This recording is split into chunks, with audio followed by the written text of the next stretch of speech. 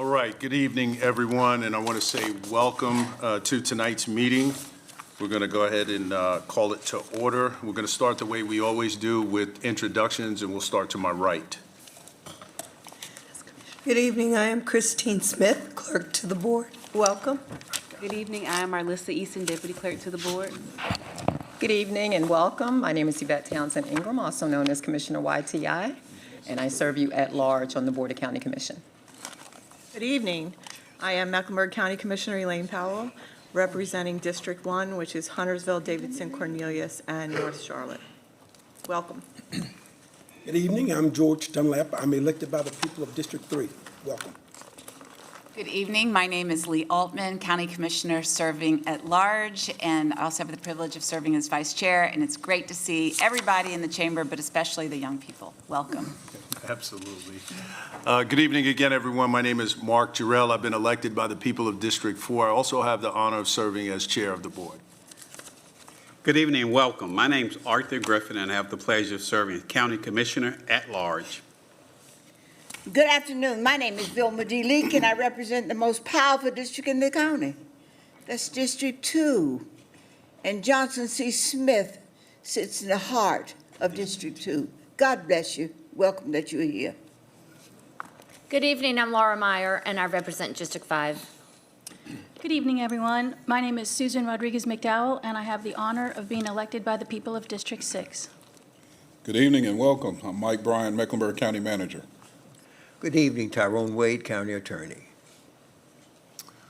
All right, now that we have taken care of introductions, tonight's invocation, I'll be leading that. For those of you that would wish to participate, I would ask that you would bow your heads at this time.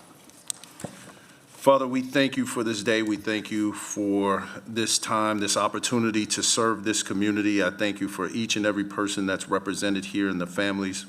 We ask that you would continue to bless this community, bless us as we try to serve, give us wisdom, help us navigate these complex issues, help us to put people over personality. It's these and all blessings we ask in your name. Amen. Please join me for the Pledge of Allegiance. Pledge allegiance to the flag of the United States of America and to the republic for which it stands, one nation, under God, indivisible, with liberty and justice for all.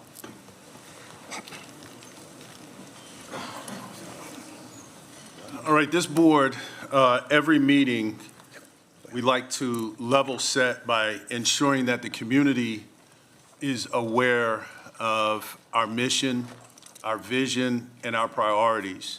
And those are the elements that you will notice that will guide our discussion and continue to help us navigate, as I stated during the prayer, the complex issues that we have to deal with in this community. Our mission is to serve Mecklenburg County residents by helping improve their lives and community. Our vision is Mecklenburg County will be a community of pride and choice for people to live, learn, work, and recreate. Our FY 26-27 board budget priorities are as follows: economic development, education, environmental stewardship, health equity and wellness, services for seniors, workforce development, and reducing racial disparities. So thank you for indulging us with that. At this time, as the current chair, I'm going to turn the meeting over to the county manager for the purpose of calling for the election of a board chair for a one-year term effective December 2nd, 2025 and expiring December 7th, 2026. Mr. Manager. Thank you. In accordance with Section 39 of Chapter 153A of the North Carolina General Statutes, on the first Monday in December of each even-numbered year, and at its first regular meeting in December of each odd-numbered year, the Board of Commissioners shall choose one of its members to serve as chair or presiding officer of the Board of Commissioners for the ensuing year. The Board of Commissioners shall also at such times choose one of its members to serve as a vice chair to act in the absence or disability of the chair. Nominations for the chair and vice chair may be made by any member of the board and do not require a second. Any member of the board may be nominated for the position of chair or vice chair. Board members who are nominated but not interested in the position shall make that fact known at the time of their nomination and withdraw from consideration. Any board member nominated for either chair or vice chair may make a statement to the board regarding his or her candidacy, but shall not take any longer than 5 minutes to do so. The order of nominee statements shall be determined by the order of their nomination. The election for chair and vice chair shall be conducted by a show of hands by all members of the board, with the nominees being voted upon in the reverse order in which they were nominated. A member of the board who is a nominee may vote for him or herself. All members present must vote. The floor is now open for nominations for the election of a chair of the Board of County Commissioners for a one-year term effective December 2nd, 2025 and expiring December 7th, 2026. Commissioner Lee. My hand is up so that I can nominate that individual, sir. State the name. The name that I wish to bring forth to this body is Mr. Mark Jarrell to serve as our president of this great board for the next 2 years. And as I nominate him, I'm going to ask him to make a speech that will be short, and I'll make a speech that might be long. So move. Mr. Chair. Yes. Chair, I'd like to make a motion the nomination come to a close on the said name. Second? I have a question. So Commissioner Leek made a nomination for him to be president for 2 years. No. It's a one-year term? It's 1 So year. can you modify it to a one-year term? I will do just what you asked for, a one-year term, It's a Mr. one-year Chair. term. Chairman. Thank you. There's been a motion to close the nominations. On the one. Second. Doesn't require a second. Second. All in favor? Okay.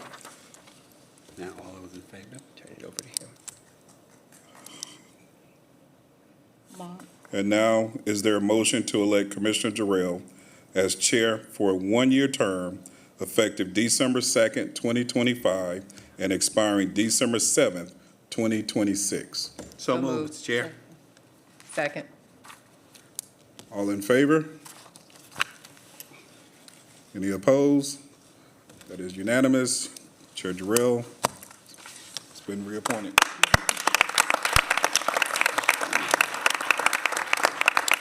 And at this time, Chair Jarrell, I will turn it back over to you. Thank you. And let me just make a brief statement before we move forward. I just want to say thank you to my colleagues. Thank you, Commissioner Leek, for making the nomination, and thank you to my colleagues for your continued confidence. I can tell you, beyond a shadow of a doubt, that to have a vote of confidence from your colleagues is one of the greatest honors that I can certainly have as an elected official. And so I want to say thank you for your trust, and I am ready for us to continue the work that we've done. And for everybody that's watching, yes, you have one chair, but one person cannot do this work alone. That's right. It takes every single person that's sitting up here, and there's a lot of people that you do not see that do all of the heavy lifting to support the 1.2 million people in this county. Some are sitting over there, some are at home, some are up there, and it takes a team effort to do this work. And so I accept it humbly. And again, I say thank you. And with that, I am going to move forward for the nomination of the vice chair. And so now the floor is now open for nominations for the election of the Vice Chair of the Mecklenburg Board of County Commissioners for a one-year term expiring December 7th, 2026. Nominations do not require a second. Commissioner Leek. Thank you, Mr. Chairman. I am honored to nominate a young woman who will serve as our vice chair of this 9-member board, Mrs. Altman, who is an attorney and is running at large as our vice chair for this body. Commissioner Griffin. Mr. Chairman, I move that the nominations come to a close on the said name given. Second. Okay, moved and seconded for the nominations to come to a close on the said name. All those in favor, let's see by show of hands. That's unanimous, Madam Clerk. Now we'll revert to the original motion. And so all those in favor of Vice Chair Altman being, I'm sorry. All those in favor of Commissioner Altman as Vice Chair of the Board of County Commissioners for a one-year term expired December 7th, 2026. Let's see by show of hands.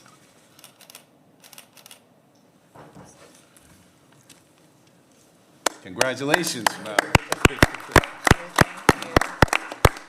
And thank you. I will just say, I love this board. You are all such genuine public servants. It is such a privilege and honor to work with you, to serve with you, and I am thrilled to continue to do everything I can to help Chairman Jarrell do the work that this county depends on us for. So thank you so much for your trust, and I'm truly humbled and so grateful. Thank you. Thank you. All right.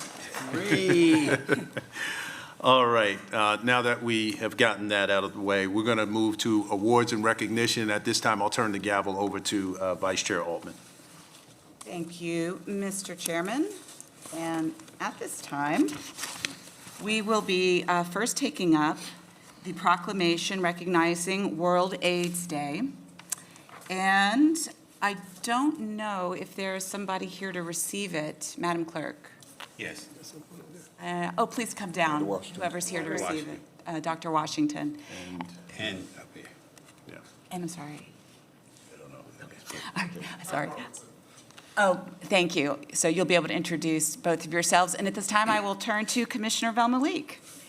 Let me say first, and thank you for affording me the opportunity to read this proclamation that means so much to me.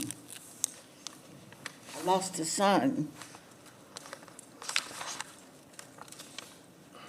to AIDS.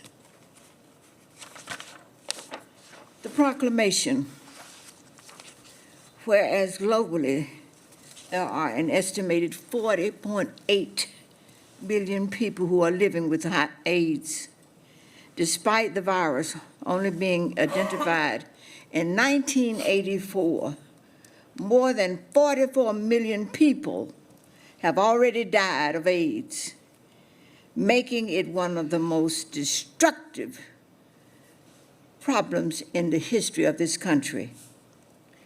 Whereas stated in 1988, World AIDS Day was the first ever global health day, observed each year on December the 1st, and is an opportunity for people all over the world to unite in the fight against HIV/AIDS, to show their support for people who are living with HIV, and remember those who have died. Whereas organizations and individuals across the world paying attention to this epidemic, endeavor to increase awareness and knowledge and speak out against HIV stigma, and call for an uprise to respond, to move toward ending the problem of HIV. Whereas 2025 theme is Rethink, Rebuild, and Rise, representing a global opportunity to reflect and to think about and to talk about the endurance that no one is left out of this problem in terms of receiving help and aids. Whereas Mecklenburg County is recognized as part of the global national effort to end this epidemic. We are aiming to reduce the number of new cases nationally by 90% by the year 2030, and I hope that happens. And whereas, with the support of the Mecklenburg Board of County Commissioners and in partnership with community partners, healthcare leaders, and persons who live with HIV, Mecklenburg County Public Health launches the getting the zero number by 2019, it said, but it did not happen. Whereas Mecklenburg County Public Health continues to engage persons living with HIV to ensure rapid lifetime endeavors to cure the problem of HIV, the medical problem, behavior, health services, and supportive services throughout the nation, who remember the Ryan White initiatives that were started. Whereas the prevention remains a hallmark of our response and our responsibility to make sure that we educate and that we have increased significant knowledge and focus on the commitment to rid ourselves of this epidemic.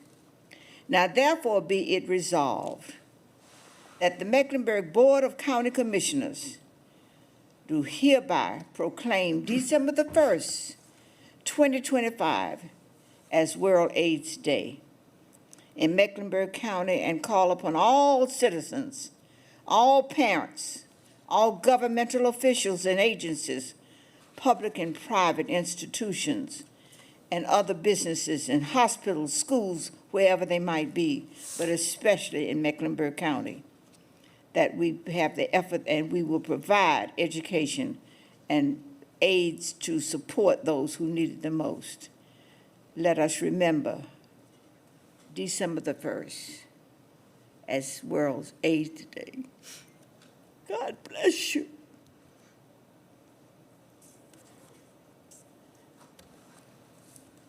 I'm sorry. So moved. Second.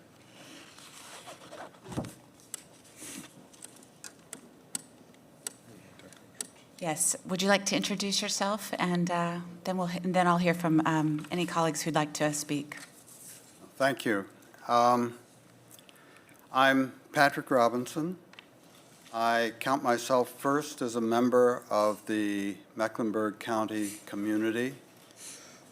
I'm also affiliated with the University of North Carolina at Charlotte.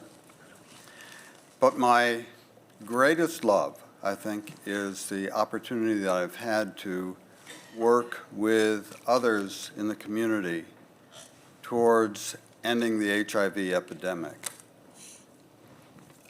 Commissioner Leek, I cannot add anything to what you have read in the proclamation, and certainly not the feelings that you and your colleagues have had as you pushed forward to help the community, to lead the community in ending the HIV epidemic. The goal, as you pointed out, is no new cases as of 2030. Now, I'm here this evening as an optical illusion.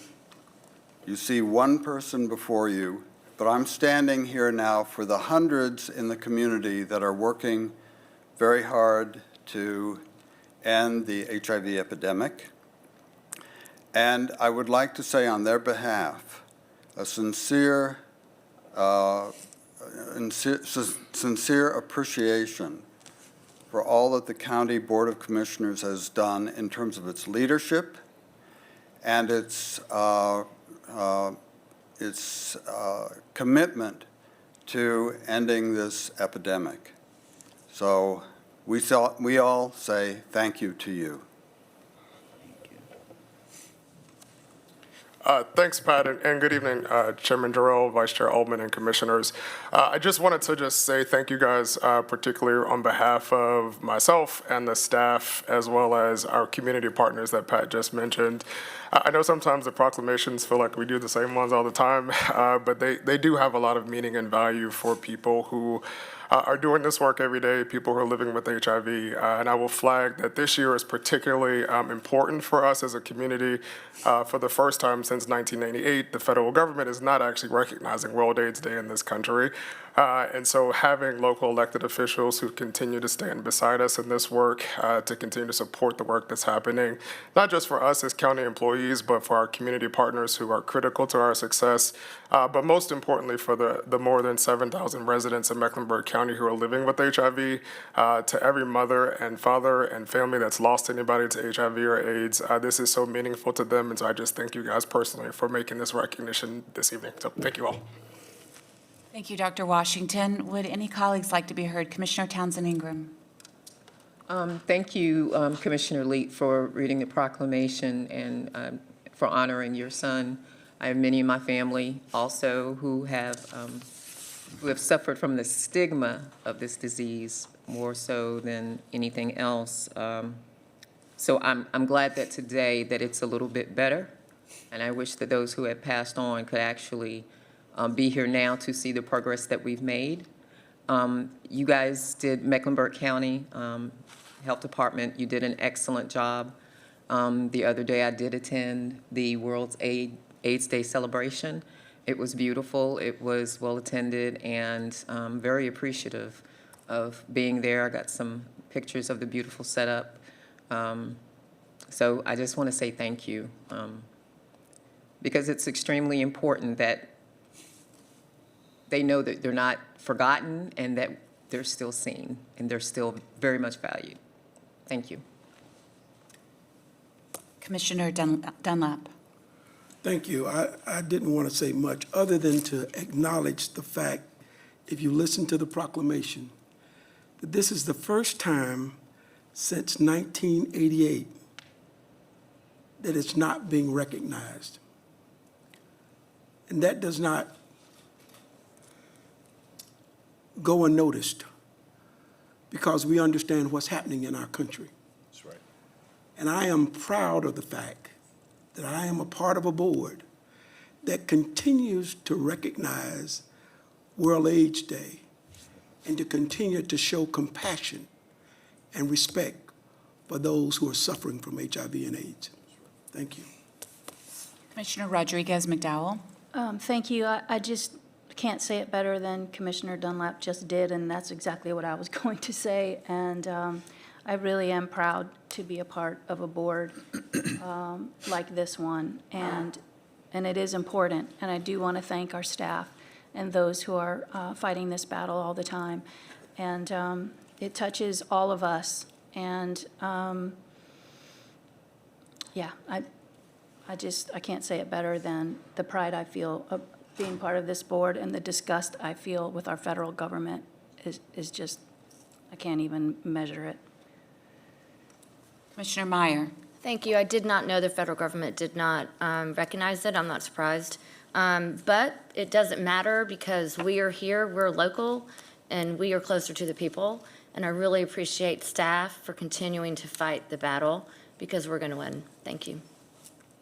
Commissioner Griffin. I'm not sure if Dr. Washington remembers, but this was the first project you introduced me to as chair of the Health and Human Services Committee, having to go out and talk to some of the nonprofits in the community to see where they were and what our partnership level was like.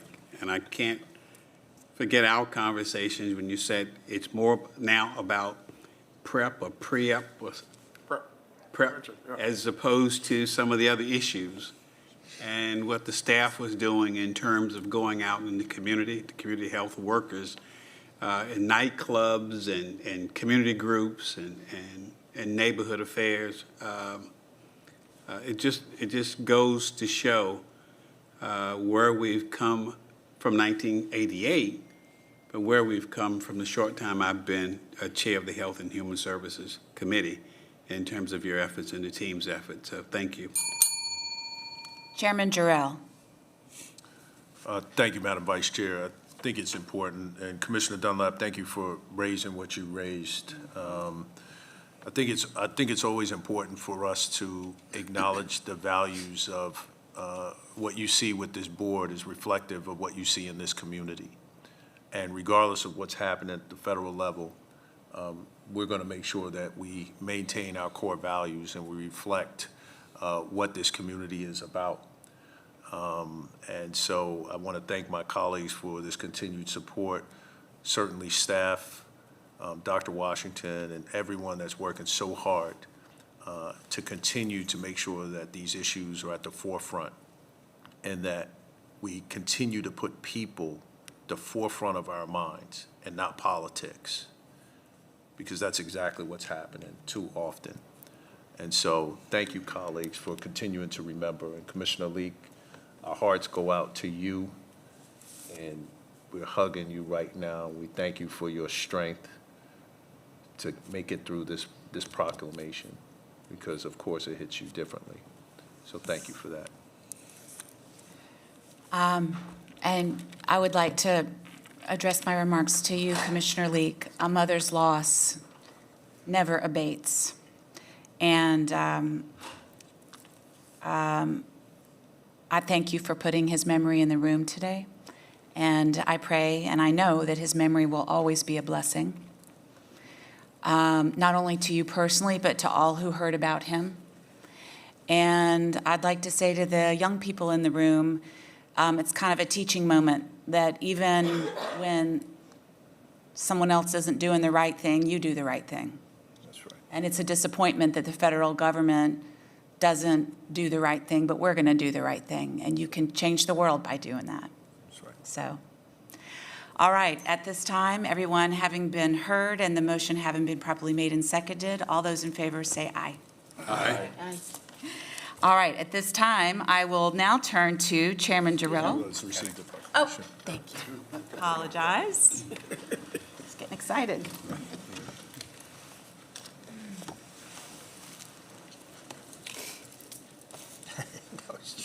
Flowers out there. Oh, wow. Okay, gonna have to navigate. This time of year, When it says, I kill it. Kill the flowers. I love poinsettias. You're just enjoying it. What'd you say? I'll take your picture. Oh, you talk so fast. Appreciate you.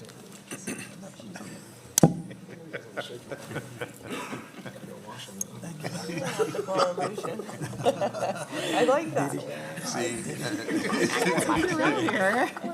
You are frozen. Thank you very much. I appreciate that. Yeah, Doc, we come prepared. Exactly.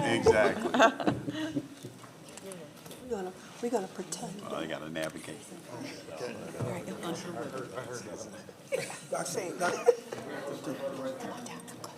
Yeah, you don't get out of this without a photo. Dr. Washington, about 85 photos. Right here, thank you, right here. One more here, right there. And one for her.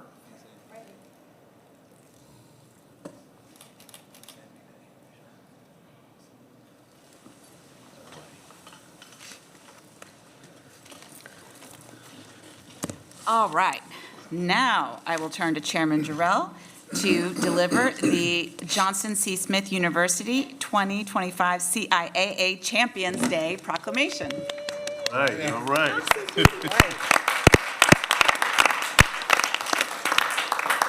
Y'all, when I came out, I was like, the champs are here. Yes. I'm gonna read the proclamation, but I am gonna ask Dr. Kinlock and Coach and all the staff to just come down to the podium level, and players, of course, as well. And while you are making your way, I am going to read this proclamation, which we are very, very proud tonight.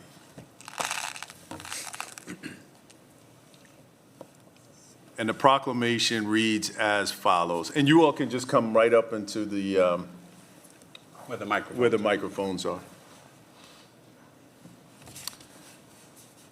The proclamation reads as follows. Whereas the Johnson C. Smith University football team, under the exceptional leadership of head coach Maurice Flowers, has demonstrated extraordinary dedication, perseverance, and commitment to excellence throughout the 2025 season.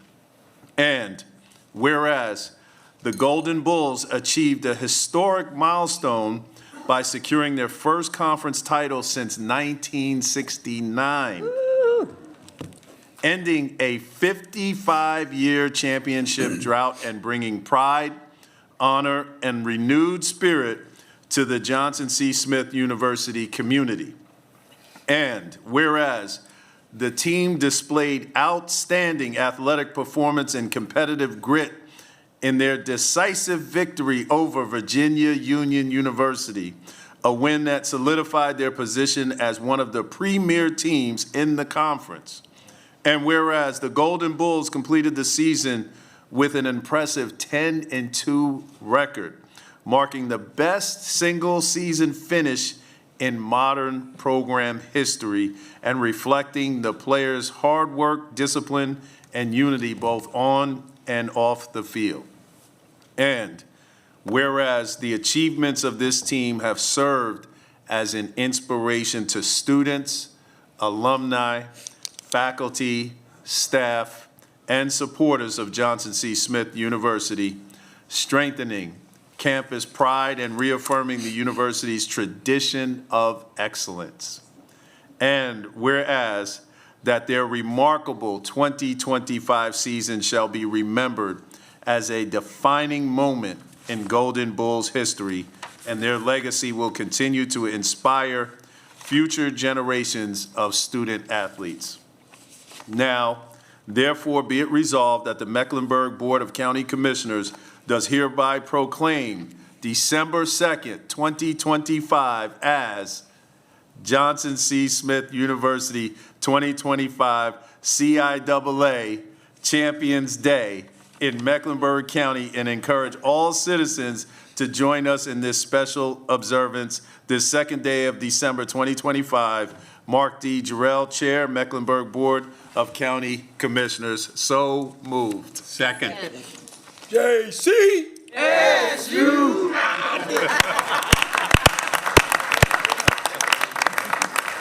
All right, we'd love to hear from you.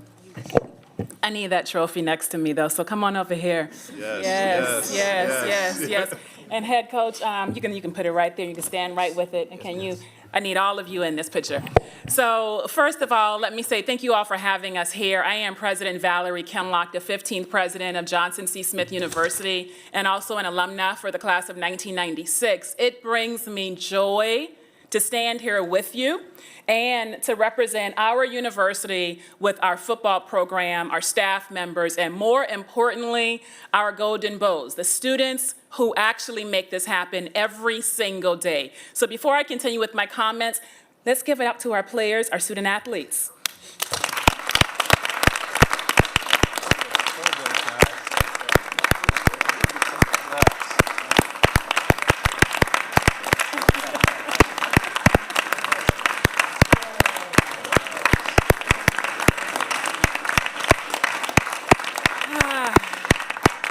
You know, when I decided to come back to be the 15th president, August 2023, I knew that eventually I would have a CIAA championship. I knew because Coach Maurice Flowers was here. And then I also knew because I met the program and I met the students and the student athletes and the culture and the climate that we are building at Johnson Crane Smith University is undeniably rich. We have our history of strife and challenge, but we have our history and our growing future of optimism, opportunity, and resilience. And we call this our new era of excellence. And so I am very excited to say that when I asked this football program to do the work of not just being athletes, but being academics, we have one of the highest grade point averages, and it is all because of the leadership and the tenacity of Coach Flowers and his entire team. When I asked Coach Flowers to not just win a championship game, but to represent our university at the highest level possible, he did that. When I asked our student athletes, our scholars, to represent the university not just as football players, but as human beings who have a love for the gold and blue, we call ourselves the Golden Bows. They have done that countless and countless times again and again. And so when I stand before you, not just as the president, but as a proud member of the class of 1996 from Johnson C. Smith University, celebrating 30 years next year, I say this: we are not done yet. We have just started. Everything, every day. And as Coach Flowers and the team like to say, we refuse to lose.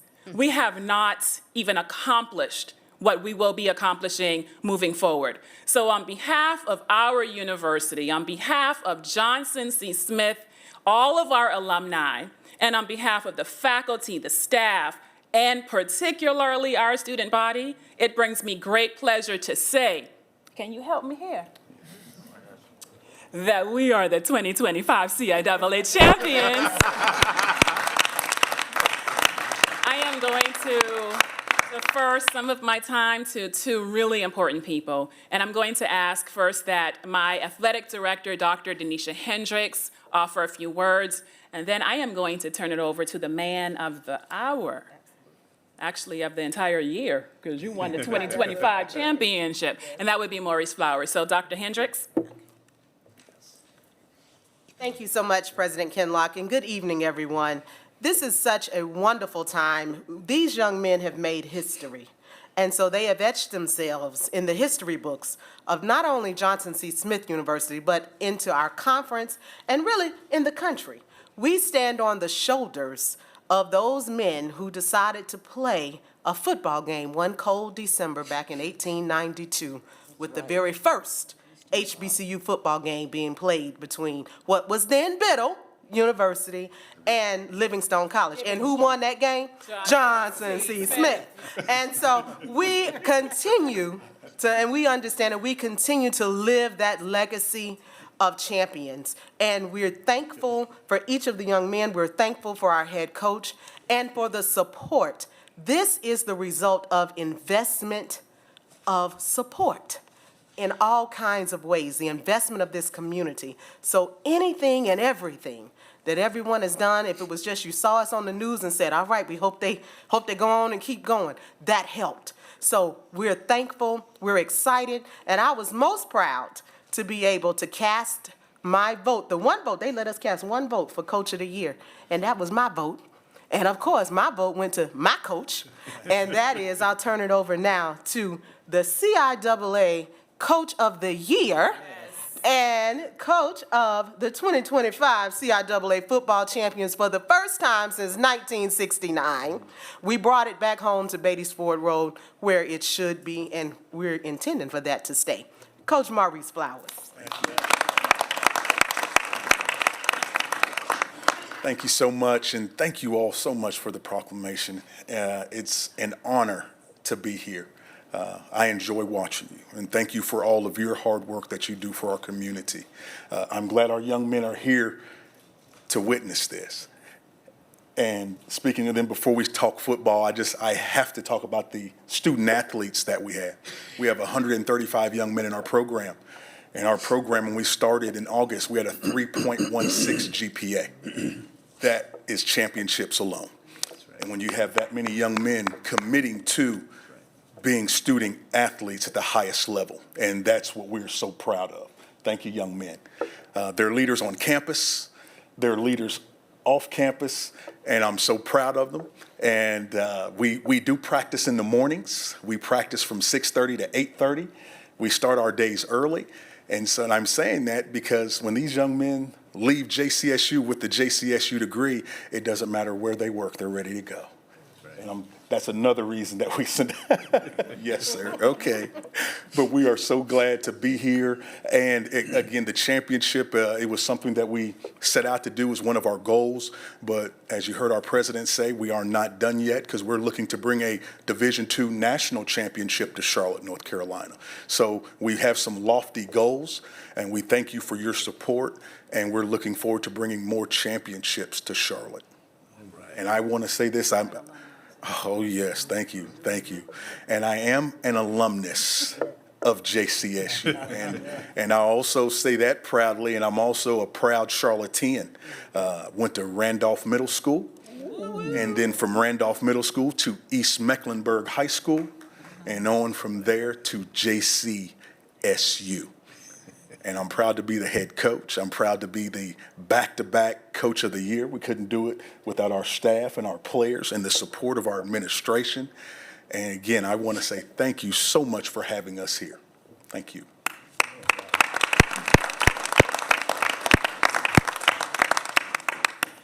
All right, well, hang on one second because I know some colleagues are going to want to speak. Commissioner Townsend Ingram? Oh, I got a few words to say.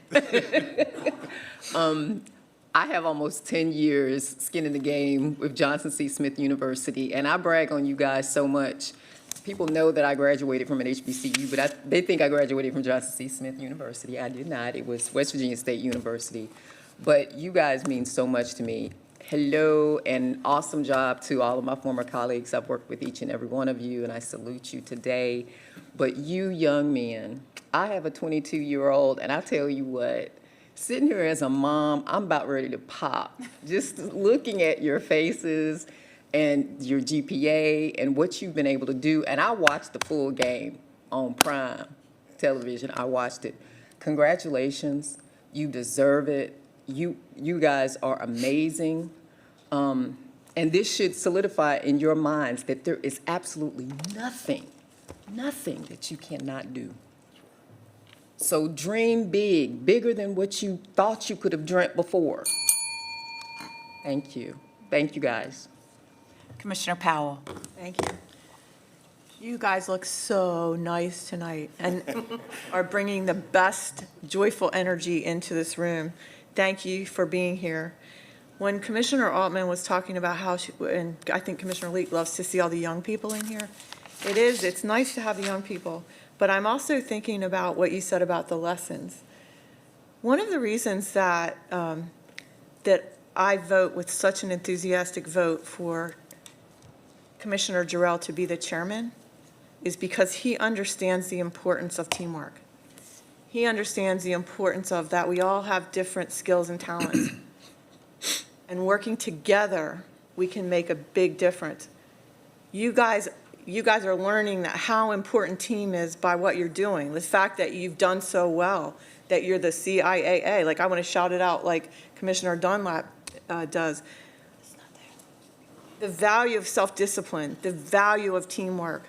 Like, never let go of that. And the bell dinged, but you guys look great. Congratulations. Thank you. Commissioner Dunlap. Thank you, Madam Vice Chair. Well, guys, I want you to know I appreciate you so much for giving me the opportunity. I've been waiting to say that publicly for so long. I follow you guys religiously. I've attended most of the games, and I watch you perform. And I can tell you, I am so proud of you. It just fills my heart with joy to watch you guys. And to Coach Flowers, I want you to know this community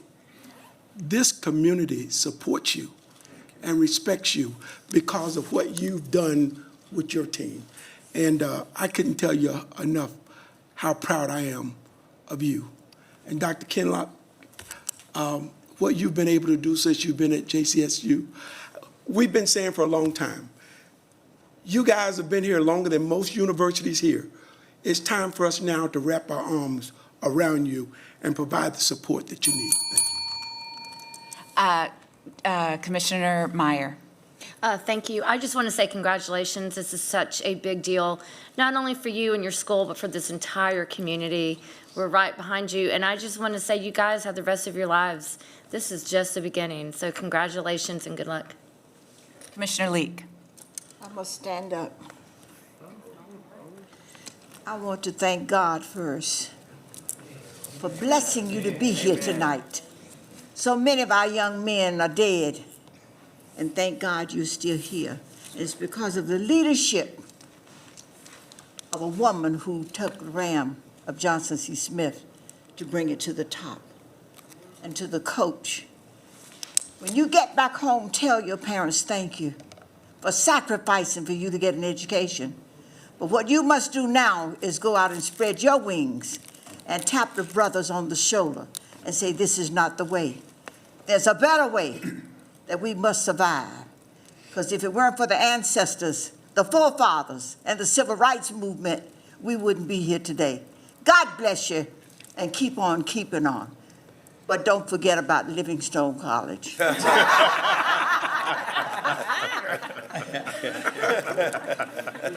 Commissioner Griffin. A couple of comments. One, I was on the school board when you were a student at East Mecklenburg. I don't know if Pop Miller was there yet, but you know, we always like excellence coming out of CMS. So thank you for your leadership. Thank you for your commitment back to this community and for that institution called Johnson C. Smith University. So thank you. Thank all of you. I paid $39, which I shouldn't have done, on one of those ESPN stations just to watch y'all. We could have seen them live for 30. $39. But both the family, my wife and I watched every minute of the game. So fantastic performance. Really loved every moment of it. The other point that I wanted to raise really was just simply about excellence. You represent excellence. You make our ancestors proud. Talk about it. And then finally, a church member over there, we finally got this thing together and got this resolution together down here, all right? So thank you, Dr. Brayboy. Thank you. All right, I just want to say, like Commissioner YTI, as the mother of a 22-year-old boy, 6:30 a.m., and I can't imagine the rigor of the training. So yes, that level of commitment and self-discipline, you can do anything you want. You've already proven it. Congratulations. Well, certainly congratulations. That trophy looks really good sitting over here. I do want to take this opportunity to call out some names because, again, we know that there are a lot of people that are deserving to be called out. And also we have the names of the players. So I hope I get everybody. If I miss anybody, let us know. But obviously we've heard from Dr. Kinlock, who is the president of this great university. So thank you. Dr. Cheryl Brayboy is here. Thank you for being here. She's the Director of University Marketing and Communications. And then I'm going to go with the coaching staff. Of course, Coach Flowers, Coach Maurice Flowers, Coach Shai Worthington. Coach is here. Coach Kevin Fly. All right. Dr. Denisha Hendricks, who spoke earlier, who's the athletic director, and Coach Joseph Martintoni.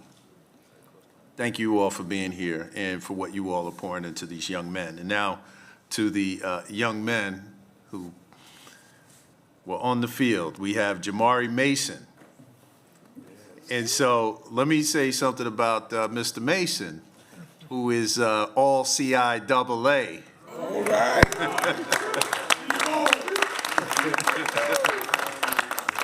Sir. Then we have Jackson Hickson. All right, Jackson. Malik Carter, senior. He's a senior and he's a tight end. I think he told me he's going to be looking for a career pretty soon. All right. Travion Graham. All right. Vince Hill.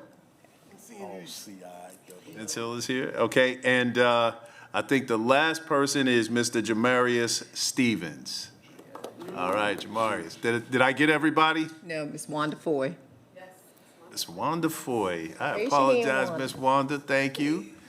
And then I also see Boris Henderson. I was going to get Boris, but Boris Henderson, thank you, sir, for what you're doing as well. So thank you all so much, and we would love for you to come down, receive this proclamation, and take a photo.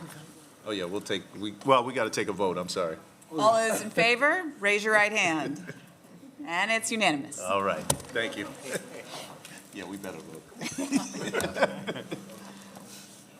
My hands get buggy.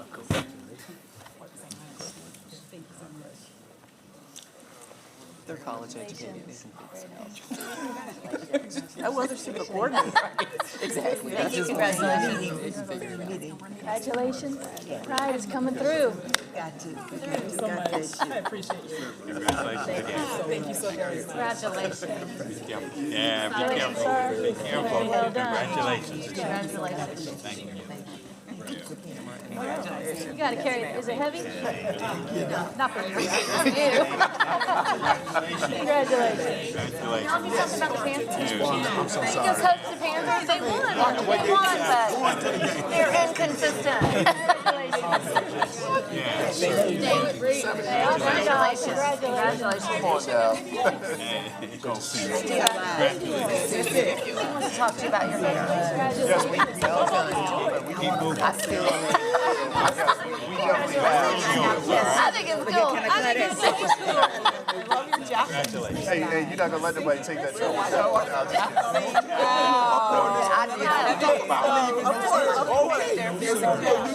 Good job. Good job. Yeah, no, they did. Sharp. Appreciate you. Congratulations. Thank you. I just shook it again, just again. Man, great job. A little bit of luck. Is it heavy? Thank you so much. Not when you're strong. I'm gonna let it go crazy. What happened? Y'all are all my sons. I'm like, You like that? Okay. All right, listen. Okay. hand sanitizer. Where are you from? Well, this get your information sent it out. I'm in Charleston. Congratulations. So proud of y'all. Appreciate you. Congratulations. Oh yeah, no, that's what I was saying. We're gonna connect with Boris. Congratulations. So great. You really look like my son with a hair. Congratulations. You do. That's the way his hair is. Like, just like that. Congratulations. All right. Great recognition. All right. They're still young. I would never know that. Congratulations. Wow. Congratulations. Good job. All right. Congratulations. Make that help a bit better, though. So proud of y'all. Congratulations. I can claim y'all as all my sons. Y'all are all my sons. Claim me. Coach, appreciate you. Boris, see you again. Hello When you coming? Those boys have very strong hands. Yes, they do. They've been taught very well. 6:30. I mean, my face hurts from smiling. See you again. Well, I put some sanitizer on this time, so. Discipline unlocks the Good keys now. to the Because I kind of do too. I know, right? Yeah, that's good. Yep. Did you get it? That's funny. My son said that the other day to me. It's too bad down here, though. Don't look that bad. Skylar. Good. Departmental. You gotta remember right here. Thank y'all. Right here, guys. Right here. A couple for the ladies, right here. Yeah, right here. Manager and county attorney, you're in the shot, so lean forward and smile. Look at them. Right? Thank you.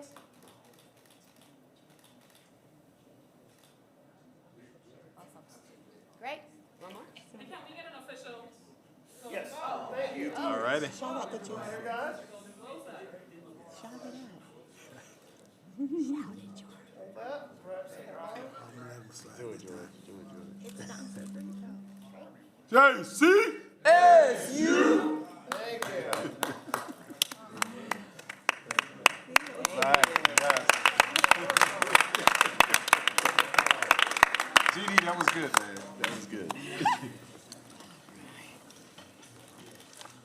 All right, at this time, I will return the gavel to Chairman Jarrell. Thank you, Madam Vice Chair. Dr. Kenlock, I will tell you that Councilman Malcolm Graham is watching. Exactly, and he's jealous, Mr. Manager, he is jealous that we got to them first. So everybody, we got one up on Graham. I know you're listening, Graham. City I love Council. it. City Council, we got one up on him. Thank you, Mr. Manager, for making that happen. Appreciate it. And congratulations again. And Ms. Wanda Foy, class of 1973? Class of 1973, Director of Alumni Relations, correct? Thank you.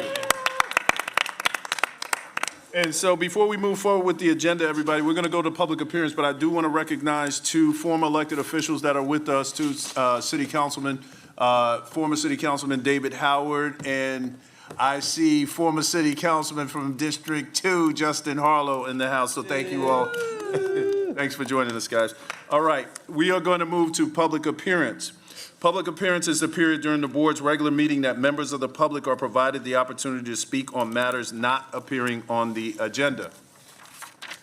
Members of the public who appear during the public appearance portion of a regular meeting may discuss any matter within the jurisdiction of the Board of Commissioners except for the following types of matters: a matter which appears on the agenda of that meeting of the board, a matter which concerns the candidacy of any person for the public office, including the candidacy of the person appearing before the board, a request that the board considers funding a certain program or activity either from the current budget or by inclusion in a future budget. Such request would be made at the board's annual budget public hearing. Time limit for speaking is 3 minutes unless there are 4 more speakers who wish to speak concerning the same matter, in which case all persons wishing to speak on the same matter will be considered a group and given a total of 10 minutes. The board reserves the right to alter these rules on a case-by-case basis as necessary for the efficient and effective conduct of business. Members of the board will not engage in dialogue with public appearance speakers. Comments will be received and followed up on as applicable by county staff and/or members of the board. Handouts and/or tokens shall be given to the clerk for distribution to the board at the conclusion of the meeting. Members of the public can also access and view the meeting on the government channel or online at watch.MeckNC.gov. Tonight, we have one speaker, and that is Adam Cameron. And I'm going to ask Adam if you'll just come down to this podium, and you'll have 3 minutes when you come down.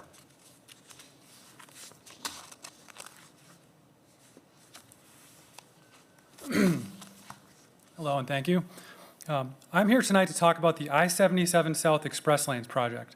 At first glance, this road widening project seems routine, an unpleasant but necessary expenditure of precious political capital. But when I review the larger environment, specifically all the billions the transit tax will raise and all the additional flights the airport's 4th runway will handle, I see this project as a once-in-a-generation opportunity that could at least get us on the Olympic Committee's consideration list. Think global city. I've been talking to people about and getting enthusiastic responses to an airport routing of the I-77 and its express lanes over the Billy Graham Parkway I-85 corridor, also known as Charlotte Route 4. This routing solves many issues. It bypasses all the current controversies related to further expansion of the right-of-way uptown.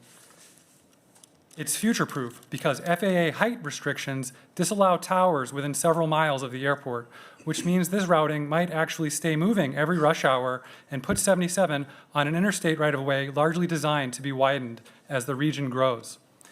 It provides a very valuable service for folks who need to catch their flights on time. It will be good for the red and blue line ridership numbers not to have competing exits next to every station, but every exit will still be only 6 to 10 minutes from uptown, depending upon lights. It's an obvious electric bus rapid transit corridor to a destination that has tens of thousands of daily working commuters, and it will give us a really flexible transit system to serve the naturally occurring affordable housing neighborhoods I envision appearing near the airport. And lastly, and it's bittersweet, but this routing will probably lead to a very fortunate outcome for homeowners who see their property go from the other side of the interstate into inside the semicircle. I see this routing being a growth tokamak, fusing the most intensive growth in and around uptown, where the rapid transit investments to support density are being made. And just outside the belt could exist scattered villages and venues, possibly Olympic, on parcels currently on life support. And it would all still be really convenient for everybody in the region. That's what the I-77 South Express Lanes project has to do with building a gold medal city. So tonight, I'm asking you to ask the right people to study an airport routing of I-77 while the Express Lane South project is still being reviewed. The context has changed in so many ways since the original study was done in 2020. I'm also asking you to begin informally exploring a formal Olympic bid before the 2027 Military World Games are held. I think doing so will help inspire the people doing the work and, because of all the potential visibility, will help with holistic oversight of the entire $23 billion plus portfolio of projects that have either been or are about to be approved. Thank you for your time. Thank you, Adam. Appreciated that. Before we move to appointments, we're going to take up 3 matters that we had in closed session. At this time, the chair will entertain a motion to authorize the county manager to negotiate and execute all documents necessary for the acquisition of tax parcel 078-408-01 plus or minus 1.175 acres from Bertha Flanders, Janice Flanders, and Deidre Flanders Penn for a purchase price of $710,000 for future expansion of the Irwin Creek Greenway. So moved, Mr. Chairman. Second. Moved and seconded. Any unreadiness? Hearing none. All those in favor say aye. Aye. Opposed? Ayes have it. Next, Chair will entertain a motion to authorize the county manager to negotiate and execute all documents necessary for the acquisition of tax parcel 069-077-06 plus or minus 0.277 acres from R and Floor LLC for a purchase price of $36,000 for park and rec purposes. So moved. Second. Moved and seconded. Any questions, discussion? Hearing none. All those in favor say aye. Aye. Opposed? Ayes have it. Next, the chair will entertain a motion to authorize the county staff and Historic Landmark Commission to negotiate and execute all documents necessary for the acquisition of tax parcel 027-611-05 plus or minus 2.549 acres, AKA the Edgewood Farm from Historic Edgewood LLC for the purchase price of $500,000 to be funded through the Historic Revolving Fund, the Historic Landmark Preservation purposes. So moved, Mr. Chairman. Second. Moved and seconded. Any discussion? Hearing none. All those in favor say aye. Aye. Opposed? Ayes have it. That's unanimous, Madam Clerk. Next, we'll move to appointments. First appointment is going to be for Park and Rec Commission. Nominations or appointment is needed on the Park and Rec Commission to fill one unexpired term expiring June 20th, 2026. That's the South Region 2 slot. The Park and Rec Chair recommends Linda Ashendorf to be appointed to the South 2 slot. There are 2 vacancies, one for South Region 2 and one for Central Region 2. They have asked the clerk's office to continue to advertise for Central Region 2 slot. Commissioner Griffin. I'd like to nominate Linda Ashendorf. Second. Third. Moved and Third. Fourth. Okay. And I think Linda is here. If you want to just wave your hand, okay? Can I say, You absolutely can. So it's been moved and seconded, and we'll open it up to Commissioner Powell. So I have known Linda for a very long time. And, she started out teaching Spanish at Garinger High School. That's right. And has been involved in the community in many, many dimensions for decades. She's an active senior. She's reliable. She's served on many different county and city boards and councils. You can count on her. This is the kind of person that we need on the Park Commission. And so I was so happy when I saw that she applied, and I didn't, Kip says, oh, I recommend this person, and I thought, yes, this is like, what a great person to apply to the Park and Rec Commission. So I highly recommend her. Absolutely. That's why I said I third that motion. Thank you. Commissioner Leek wanted to speak as well. Thank you so much. Linda, I remember back when I was at Independence and where you were. You've always been a lady and carried yourself in that way and have always been respected by the community and especially by the young people that you worked with. I'm happy to be able to vote yes. Thank you for offering yourself. I mean, everybody talks about how long they have known her. She knows who Jack Bullitt was. We all know Jack Bullitt. Anyway, she's just a phenomenal person and has been a friend for many years. All right, well, it looks like there's overwhelming support, so I will say all those in favor, let's see by show of hands. That is unanimous, Madam Clerk. So Linda, you are appointed. Congratulations. Thank you for offering yourself up. All right, moving on, before we move to the next appointment, I do want to just make a note that there's a vacancy on the Central Piedmont Community College Board of Trustees, and for the public's purposes, applications are still being accepted up until December 10th. So just everybody remember that, and hopefully the public will apply. All right, next up, appointments for the Projects for Advancing Vehicle Infrastructure Enhancement, or the PAVE Act, also known as Metropolitan Public Transportation Authority. And before I entertain a motion, what I'd like to do is make sure the public is aware of a few things. First, let me say thank you to the ad hoc committee members. The ad hoc committee members consisted of Commissioner Rodriguez-McDowell, Commissioner Griffin, Vice Chair Altman, and myself. I want to say that this committee worked really hard, worked really diligently. We started with 180 applications for 6 seats. And so tonight, I want the public to understand some of the variables that we had to consider to fill those slots.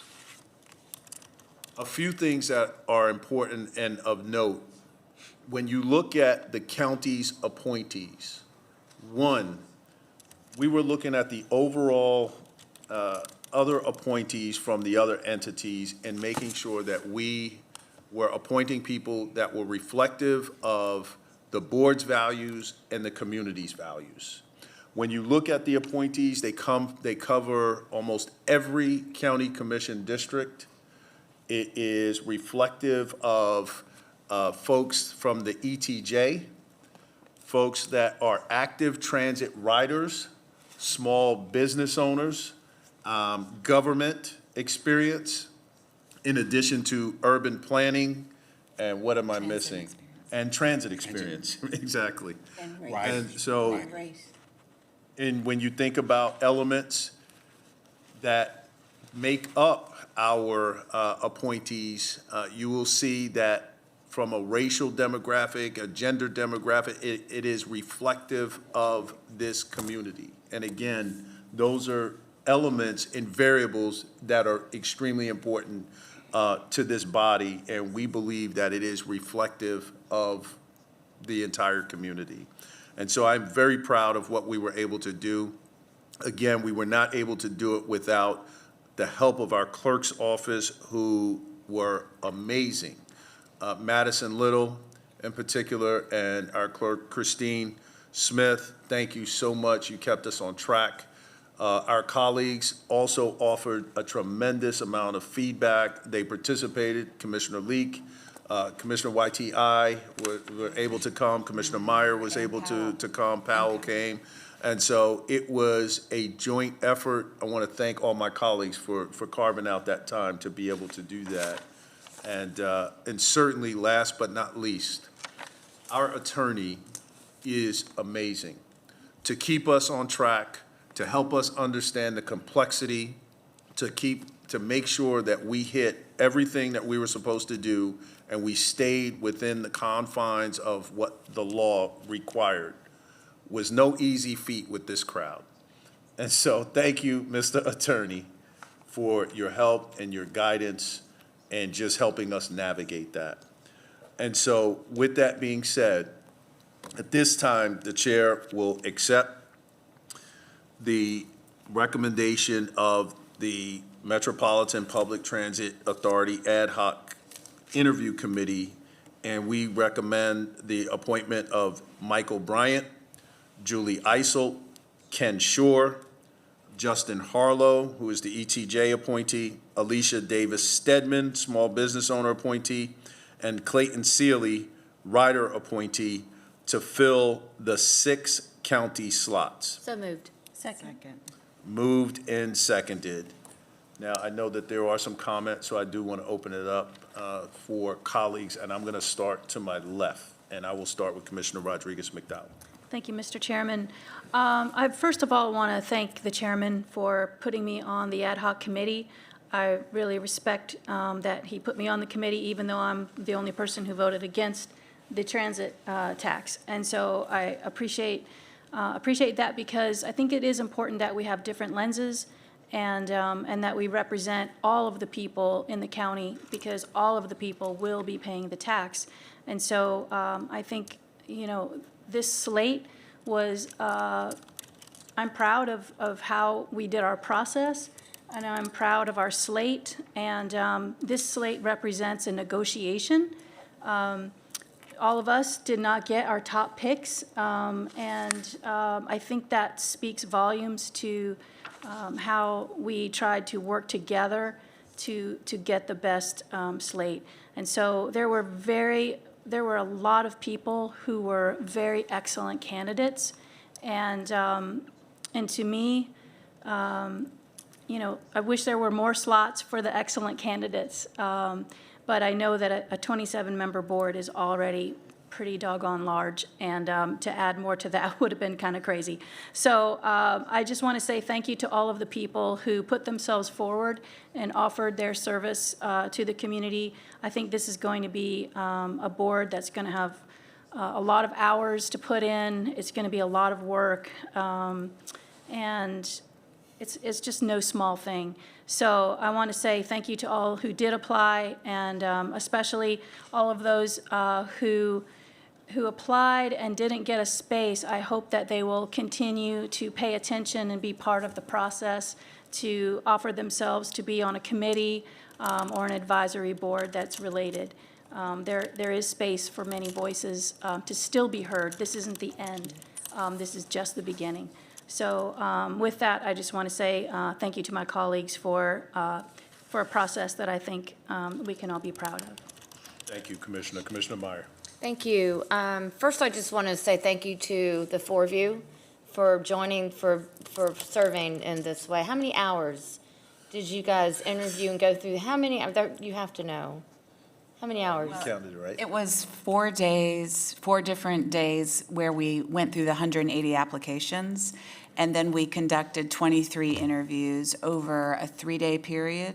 Jeez. And then we met, I don't know, 2 or 4 times, 2 times after all of that, to continue to talk about the process. And if the community doesn't know how hard it is to get a meeting on the calendar, it's crazy, and I'm so impressed with these 4 for making it a priority. And thank you, because I think this slate is wonderful. I think it covers the gamut of our community, and I welcome these 6, including our manager. And thank you to our attorney. Thank you to staff. I'm very excited. I'm excited for this community. Thank you. Thank you. Commissioner Leek. Let me first say thank you to this community for believing and trusting those of us who worked to either support it or not support it. We were out there working, held many meetings across the city and the county, and to our own committee, that you've heard the number of applicants. We had 180, and out of that we had to select 6.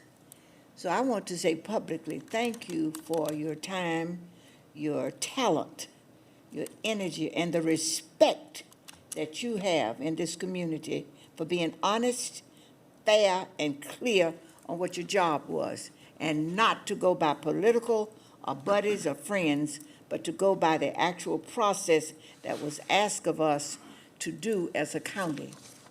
So I say to you, thank you for just that, presenting yourself as you should do, and not be swaying this way because you're in a fraternity, or that way because you're friends. And it wasn't done that way. And you have a clear mind, clear conscience Nobody influenced you, because I went there. I didn't try to influence you, but I wanted to know what you were doing, and if you were doing it right, the way I thought it should be done, okay? I'm not sure. But anyway, we had excellent applicants coming out of this process across this county. So we have some wonderful people who want to serve, and they'll get to serve. But if there's anybody who's up there gonna try to do something sneaky and slick and slide, we're gonna slide them right on out of there and pull in some of those people who actually want to serve. So again, I say to you, thank you, we respect you, we trust you, and we value your judgment in what you did. A white woman and two white women. Didn't have a black woman on that at all, did you? We got a black woman. Oh, I'm kidding with you. Anyway, thank you. Thank you for being honest and doing the right thing. Had to put a little humor to it, you know how that is. So again, thank you, respect you. Would never cross you in this. But if there has to be a vacant seat, do it the same way you did this. Make it fair and equitable. And Rodriguez, I didn't know you could work so hard. Thank you. I've been working hard for years. What do you mean? Thank you. Commissioner Griffin. First of all, let me thank my colleagues on the committee, Susan, Lee, and Mark. Really, it was a phenomenal experience. Being in a little room with your colleagues for many, many hours. Lee just articulated the public meetings, but we had to read the 180 applications. We had to memorize a lot of the attributes, but it was well worth it in terms of the selection of the 6 individuals. The other piece that really the community should, I feel great about it, the community should feel equally great, is that we had 180 citizens to volunteer for civic duty.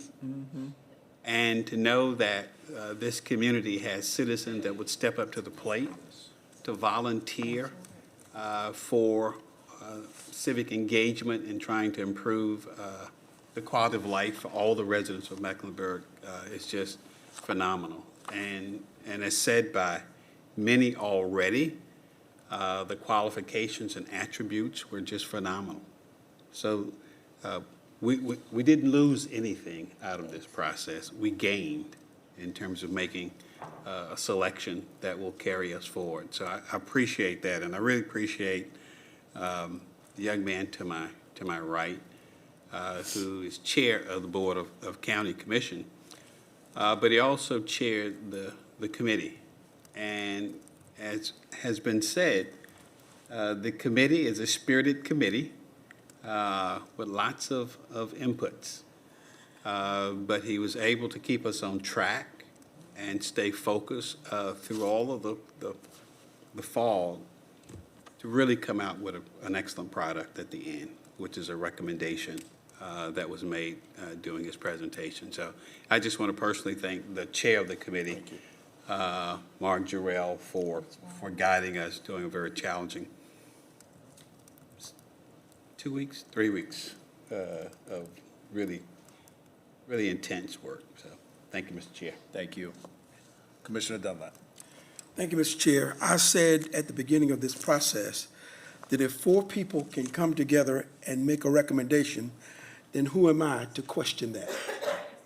You guys knew the applicants more intimately than anybody else. You spent the time, you did the work to come up with a process. I think the fact that you have demonstrated leadership throughout this process, which is the same leadership you demonstrate throughout this board, and I couldn't be happier in the fact that the 4 of you helped produce a product that I think all of us can be proud of. Your level of respect for each other, your level of commitment to this community. Thank you, each and every one of you. Thank you. Commissioner Powell. Thank you. It is true leadership when you invite people with different perspectives to the committee.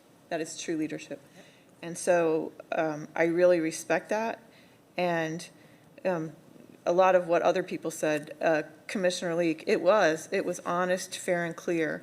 And when you have 180 people with different requirements, it is hard to pick the 6. But it was honest, fair, and clear. And as you all know, I have an aversion, a strong aversion to disproportionate sway. I'm really proud of how you managed through that with tough lines. Like, you know, no one is going to have disproportionate sway. We're going to choose who is the best. I am so proud to be on this board. You know, people ask me, they're like, what do you see? And I'm like, I don't see anything. Because if I saw something bad, I would be right in Tyrone's office. You know, so I'm really proud of the honest, fair, and clear. And no political favors, you know, like, it's like, just forget that stuff. And if all the people who didn't get appointed have extra time, could they please apply to the nursing home committee? Yes. We are desperate, and so. I'm pushing that out, Yeah, too. I spent significant time with Bob Bruton last night in Cornelius, and we're just desperate for people to volunteer to serve on that board. And so, you know, there's 174 people that didn't get picked. Please apply to the nursing home committee. Thank you. I'm really proud of you, and I support the slate. Thank you. Thank you.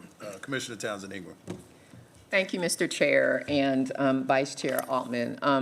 I will say this.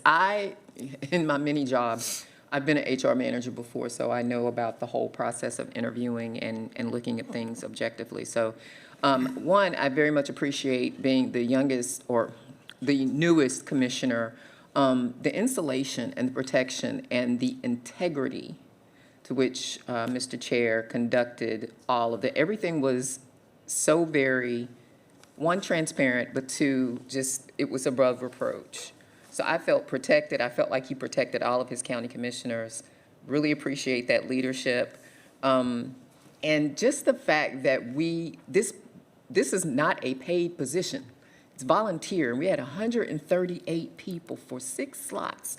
They coveted this position so much. So that's a lot of pressure. So thank you all, each and every one of you that was on the committee. I, listened to the questions, listening to just how you methodically went through everything. Job well done, and thank you for being a great example. Thank you. Vice Chair Altman. Well, they say this is generational work. It really is. We are so fortunate to get to serve at a time and have an opportunity to do something tremendous for this community, but it has huge ramifications and impacts. And the necessity at every stage to make choices that are intentional and wise will determine the outcome. It's not like set it and forget it. We've got to get each step of this right. And I am so thrilled and proud of the slate that the Mecklenburg County is going to advance to the 27-member board. I feel like these individuals have such a diverse and strong skill set.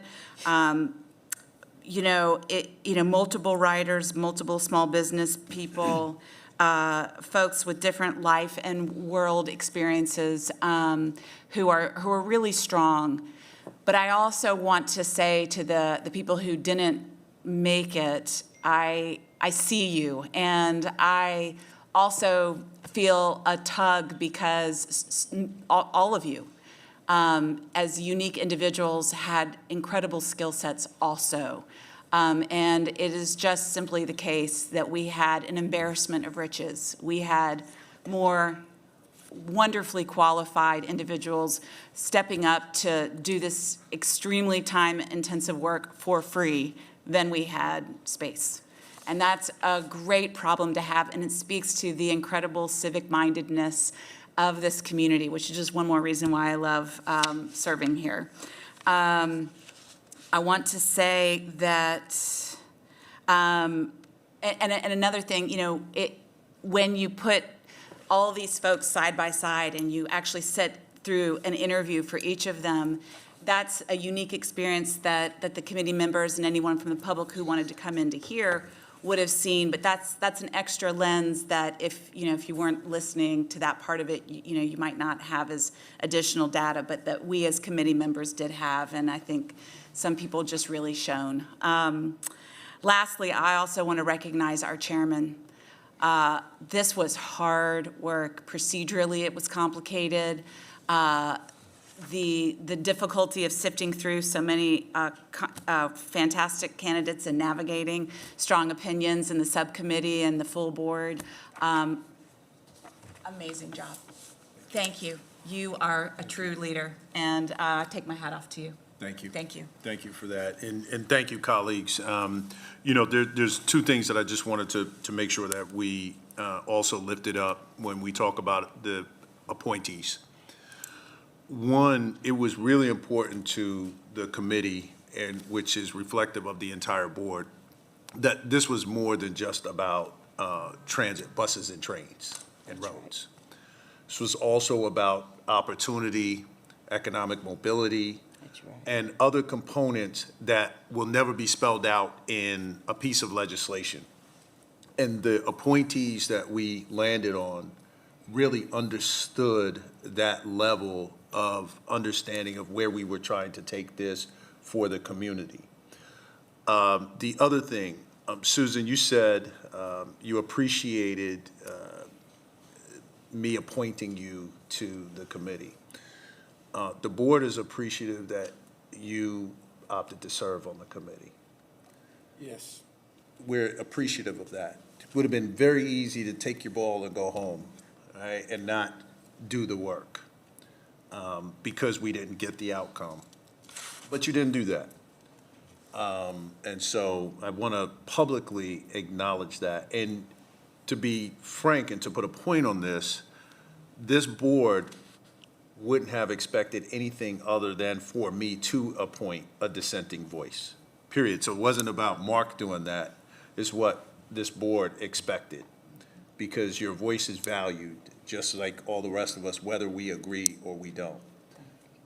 So that's number one. And we also had other voices in that room that were reflective of other concerns beyond us just raising our hand to say we support this, right? There were a lot of concerns that were reflective, and I want the community to understand that. This wasn't just about we passed this piece of legislation, we put it on the ballot, and the referendum turned out that way.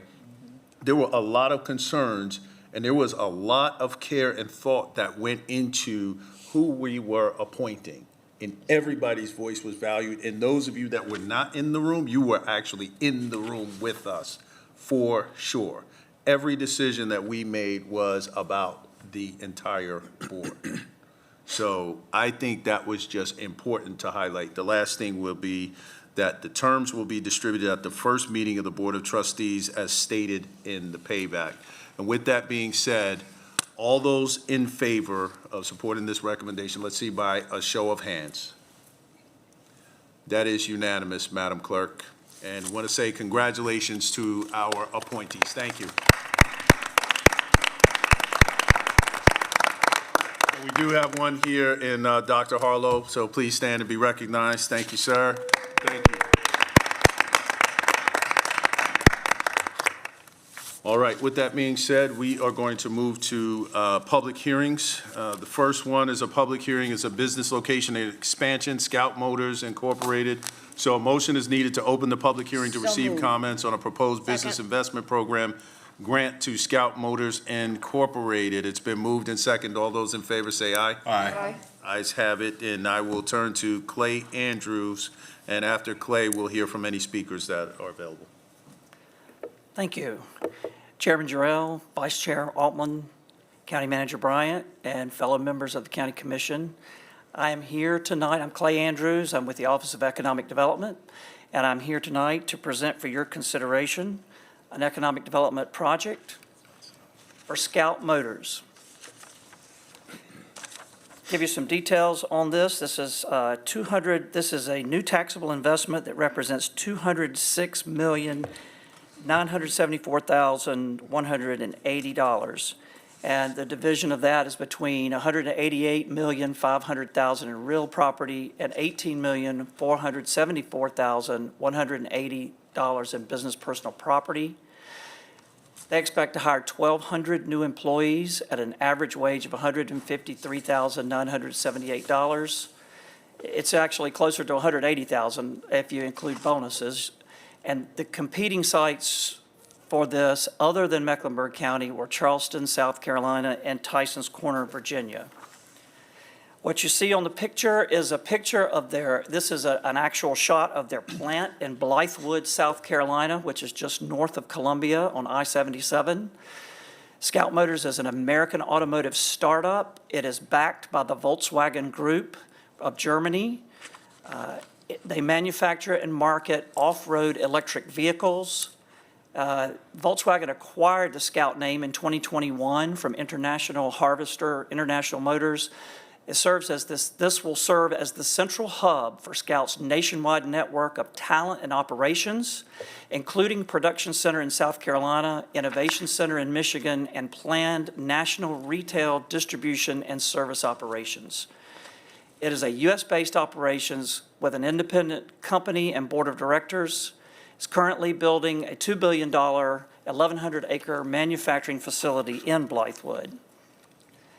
And this represents a picture of the facility. This was a rendering of it, but this is the real site now, located at the Commonwealth in Plaza Midwood. Scout Motors anticipates taking between 300 and 350,000 square feet of office space in this project. It's in County Commission District Number 4. It is in a BIP opportunity area as designated by the county, and it is also a brownfield site from a former manufacturing company. And they will be adding on to this from what you see here. The project will actually include another building other than the one shown in addition. So in order to get here, it was a heavy lift for a lot of folks involved. This is a watershed project. The county is contributing, if this goes through, would be a cumulative amount of $12,800,000 in the term of a 15-year, 90% grant that's payable over a 10-year term. The City of Charlotte has offered 15 years at 90% for $7,270,479. And the state is offering a job development investment grant, which is a portion of the payroll taxes paid by the company, to the term of $41,780,000.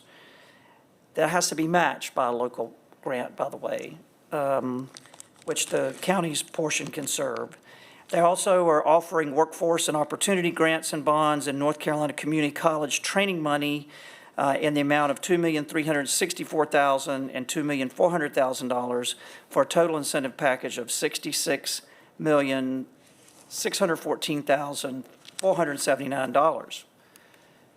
Now, what you see here is the projected employment broken down by what are called standard occupational codes, SOC codes, and they represent what you would expect to see at a headquarters operation: computer occupations, accounting, financial management, sales management, marketing, CEOs, C-suite executives, lawyers. The numbers that you see broken down for each one, and they come out, you can see the average salary that comes out to $153,978, which represent wages that are comparable for jobs of those calibers paid in this community.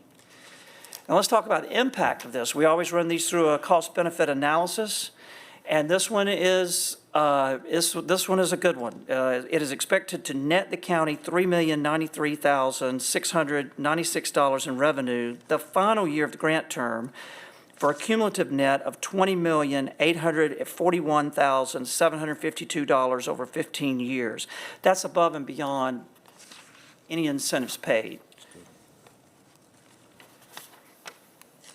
Let's see, I need to go back. I didn't cover everything on that slide. They're also expected to create an additional 1,746 jobs by the end of the 15-year grant term.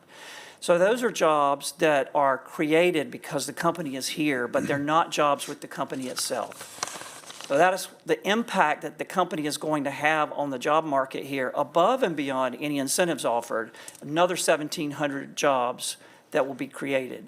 And they're also expected to create an additional cumulative net of $28,286,500 in sales tax revenue by the end of year 15. So Scout Motors is expected, this is I got to hear a little bit earlier, $3,093,696 in revenue over the final year for a cumulative net of almost $21 million over 15 years. These are big numbers. It's kind of like a 401k plan. It's providing not just money for operations for now, for county initiatives, but it also supports revenue growth for the future. After these incentives are burned off, you can see that the company continues to pay enhanced taxes to the community above and beyond all the incentives that were offered. So let's talk about the community. Let's talk about the company at its core. It's a new company, so there's a lot that we have to go by based on what they've said. They do offer a comprehensive list of benefits, including health, life, and dental insurance that they will offer to their employees. They do plan to hire justice-involved people depending on the relevance of the role and the type of offense. They do expect to utilize all workforce partners to help with hiring locally. They do have a plan for employee resource groups, which are groups within the company that have certain common values. They also plan to embed themselves in the community as a true headquarters, just as many of our other headquarters have done. They expect to have a tuition reimbursement policy. They will plan to offer on-the-job training and professional training.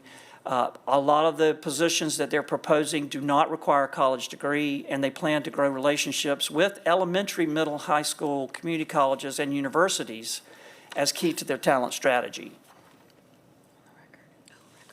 Now, there's a couple of caveats I'm going to point out here. The incentives are performance-based. This means the company must do what it says it's going to do before the incentives are awarded.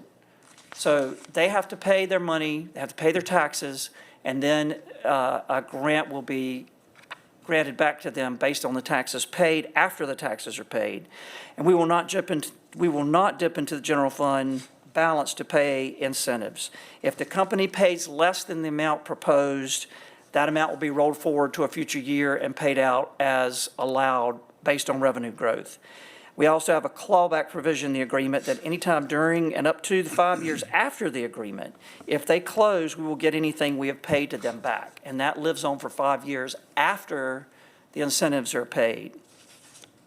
So with that said, what I'm asking tonight is I'm requesting the Board of County Commissioners to vote for a notice of intent to approve Scout Motors for a 15-year, 90% business investment program grant paid over 10 years in an amount not to exceed $12,800,000, payable in equal annual payments of up to $1,280,000 per year. This concludes my presentation. Thank you, Clay. Madam Clerk, do we have speakers? No, sir. We don't have a speaker, so let me do this. I'm going to take a motion to close the public hearing first. Second. Moved and seconded. All those in favor say aye. Aye. Ayes have it. Before I go to the motion that's needed, Commissioner Rodriguez-McDowell, do you want to add anything? Sure. Thank you, Mr. Chairman. I just, on behalf of the committee, I just want to let everybody know that we unanimously voted to push this forward to the entire board. And I think it's really important what Clay pointed out about the clawbacks, and they have to hit all the targets. It's really important that everybody keeps that in mind, that, this incentive grant will not happen if the targets are not met. And this isn't something that just, we say it now and then we forget about it. No, this is tracked, and everyone in the community should know. It's not easy for me to raise my hand to give out this kind of incentive, but the reason I am doing it is because I know that we will get more than we are returning. So that we will get a return on our investment. And so with that, Mr. Chairman, I just want to let the whole board know that that the committee was unanimous in our support. Thank you. All right, thank you for that presentation as well, Clay. At this time, the chair will entertain a motion to adopt a resolution approving a business investment program grant to Scout Motors Incorporated for a not-to-exceed amount of $12,800,000 and authorize the county manager to negotiate and execute the contract. So moved. Second. Moved and seconded. Any in readiness? Hearing none, all those in favor say aye. Aye. Opposed? Opposed? One opposed, Madam Clerk. That is 8-1. Thank you, Clay. Motion passes. All right, next, we are moving to the manager's report. I will turn to the manager. Thank you, Mr. Chair. I have one item under my manager's report tonight, and that is the approval by the board to adopt a resolution to levy the 1% sales tax approved by the voters on November 4th to take effect on July 1 of 2026. I'll offer you some context before you take that action. As you are aware, the PAVE Act authorizes the Board of County Commissioners to levy the 1% sales and use tax to fund the projects approved by the PAVE legislation once the Metropolitan Public Transit Authority has been established. With the appointments that you made tonight, this levy is the last legal requirement for creating the Metropolitan Public Transportation Authority. The required paperwork has been provided to the Secretary of State as required by the Act. This levy is required under Section 4.5 of the Act, and the action tonight will be transmitted to the North Carolina Department of Revenue. Once the North Carolina Department of Revenue receives this resolution, it will begin the necessary steps to provide for the collection of the tax as outlined in the legislation. Once collected, the funds will come to the county for allocation and distribution as set out in the Act. The resolution sets July 1st, 2026 as the effective date for the levy process to begin. This should give sufficient time for any other steps to be put in place before collection begins. I am asking the board to approve the resolution authorizing the levy. Thank you. Thank you, Mr. Manager, for context, and I think, we've already discussed this, and that context is perfect. So at this time, the chair will entertain a motion to adopt a resolution to levy an additional 1% sales and use tax pursuant to SL 2025-39, effective July 1st, 2026. So moved. Second. Moved and seconded. Any in readiness? Hearing none, all those in favor, let's see by show of hands. That is unanimous, Madam Clerk. Thank you. So the motion carries. All right, next on the agenda are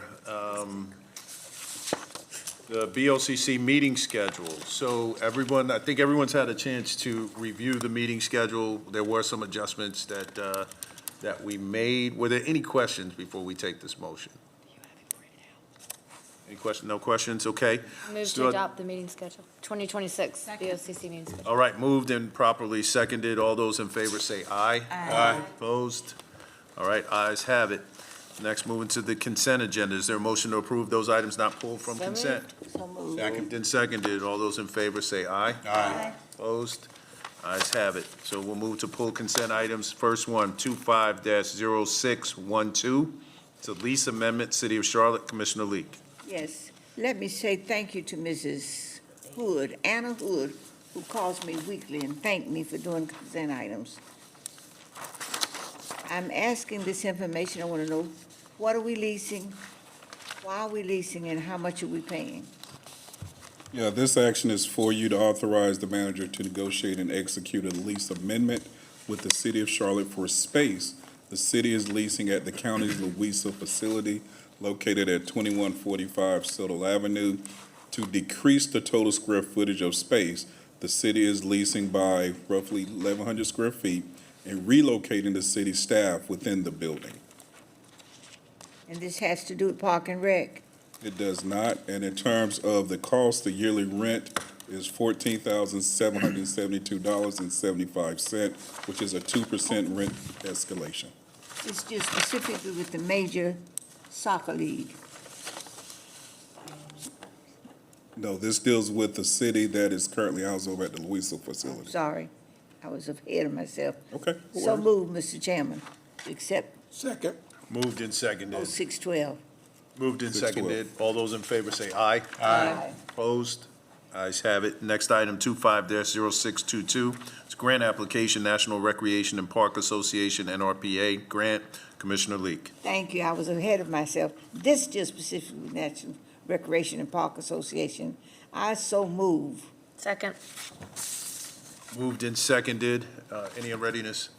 Hearing none. All those in favor say aye. Aye. Opposed? Ayes have it. Madam Clerk, 25-0647. Grant application, continuation of air awareness programming in the Charlotte region. Commissioner Leek. This deals specifically with air quality. Have some major concerns about this and questions as to what areas of the community will be impacted by the safety and changing and relieving the community of the negative air quality in major communities. How will we equate to look at if they're doing what they say they're going to do? Yes, the Air Quality Division is requesting approval to receive an additional $28,000 in grant funding from the North Carolina Department of Environmental Quality under an existing grant that covers 80% of the cost to administer the Charlotte Air Awareness Program. This will provide the 20% match from division funds for a total increase of $36,000 in the grant.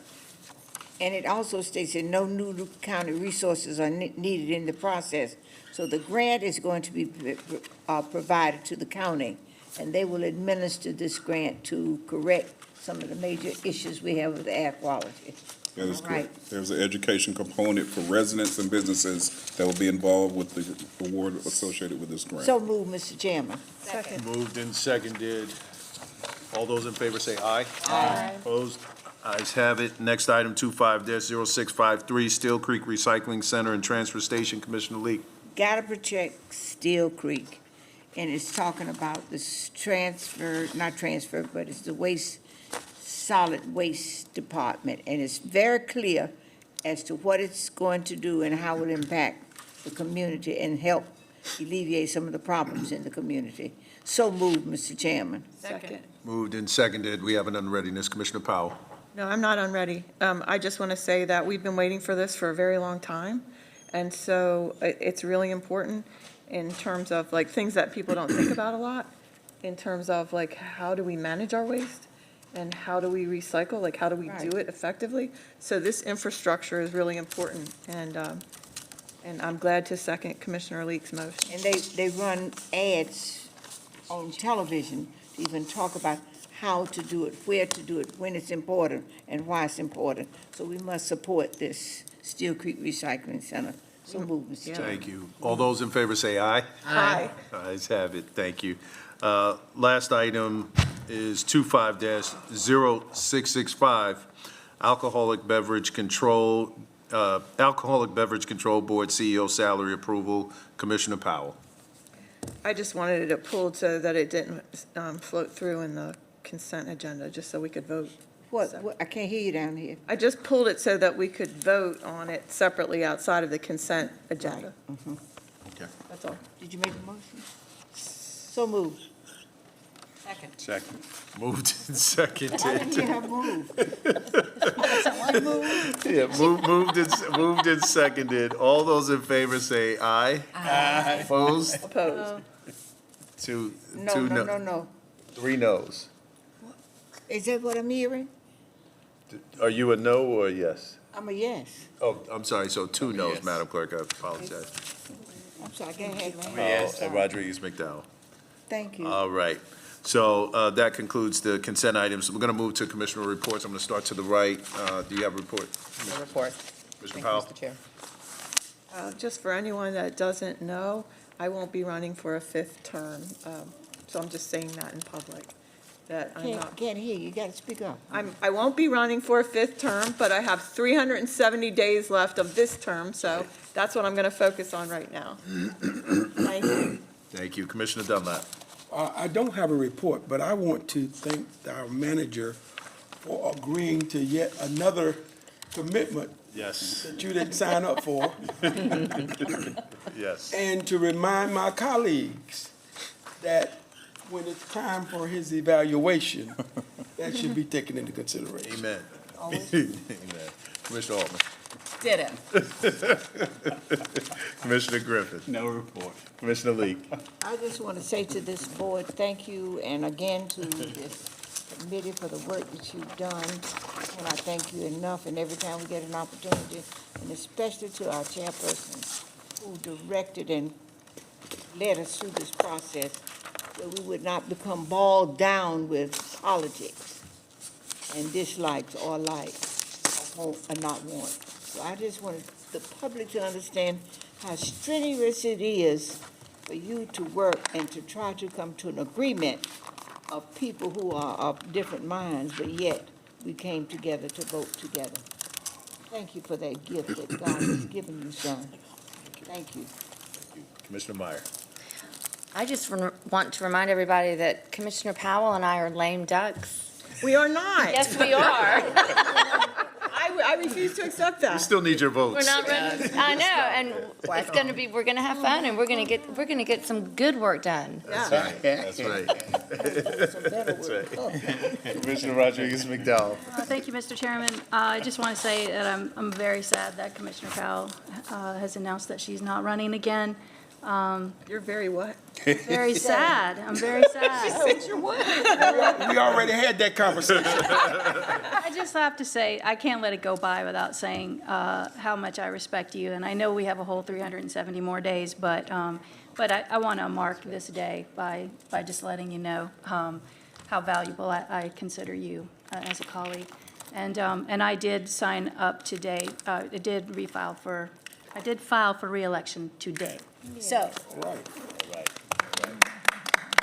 Fantastic. I'm going to defer a little bit of my time to Commissioner Lee, because she wanted to say something to Commissioner Powell.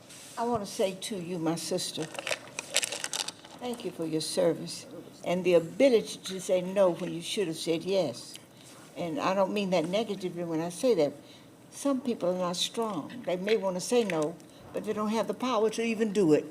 Every time you don't want something, you say no. That's right. Every time. And I appreciate that in you, and I respect your literature of making sure that you understand any issue that we have. Don't care how long it takes you to get it out, we're going to sit here and wait for you. And we enjoy listening to you talk about old times and good times. We love you, my dear. We love you. Thank you. And respect and respect you. And adore you. Oh, and what? Okay, all right. I hope that's on tape. It is on tape. That's on tape. Don't cut it early. You heard it here, right? It's on record now. It's on recording. On record. You gotta love it. You gotta love it. So a couple things I just want to say very quickly.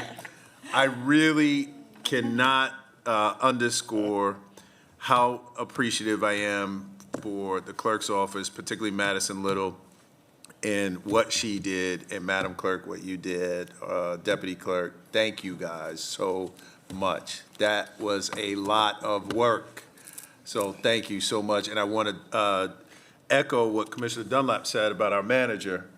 Mr. Manager, you did not hesitate to step up when you think about the importance of this commitment. And I just want you to know that we are appreciative, and Commissioner Dunlap is exactly right. Evaluation time, that it should be and will be reflected and remembered. And again, colleagues, let's extend a tremendous amount of grace, because we're standing this authority up, and it is going to take some work. And remember, we asked for him to do this, and he accepted. So I want to just say thank you, Michael, for that. And with that being said, I'll entertain a motion to adjourn. So moved. Second. Moved and seconded. All those in favor say aye. Aye. All right, meeting adjourned. Thank you.